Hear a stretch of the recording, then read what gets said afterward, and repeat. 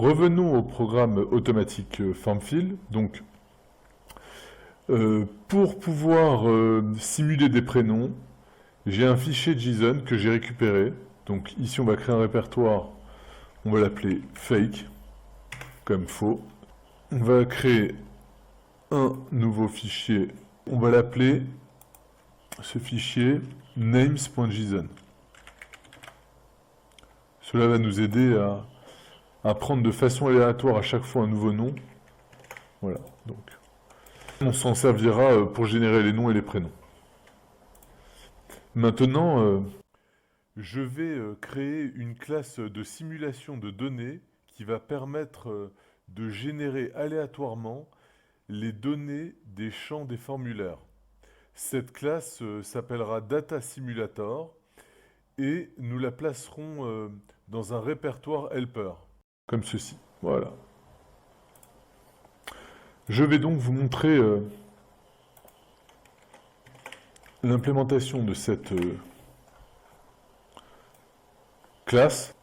Il va donc falloir que on crée des méthodes pour simuler ce champ-là, pour simuler ces différents champs, celui du customer ici, chacun de ces champs. Donc, c'est exactement ce que fait la classe Data Simulator. Donc, qu'est-ce qu'elle possède? Elle possède une liste de first name, une liste de last name, ici une liste d'adresses. J'ai mis un petit peu des adresses au hasard. Ici, elle a une méthode initialize qui va lire ici le fichier JSON. Il ne faut absolument pas oublier de le mettre.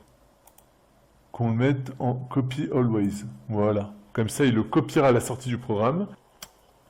Il va donc désérialiser les noms de cette façon. Pour générer la propriété firstName, on choisira un index entre le début et le milieu de la liste. Et pour générer la propriété lastName, on choisira un index entre le milieu et la fin de la liste. Pour générer les adresses, donc ici, il va à chaque fois en prendre une au hasard. First name, last name, maintenant on a vu qu'il y a deux collections, il en prend une au hasard dans chacune des parties du tableau.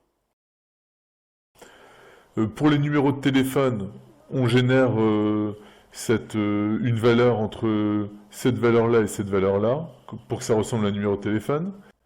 Et les ID.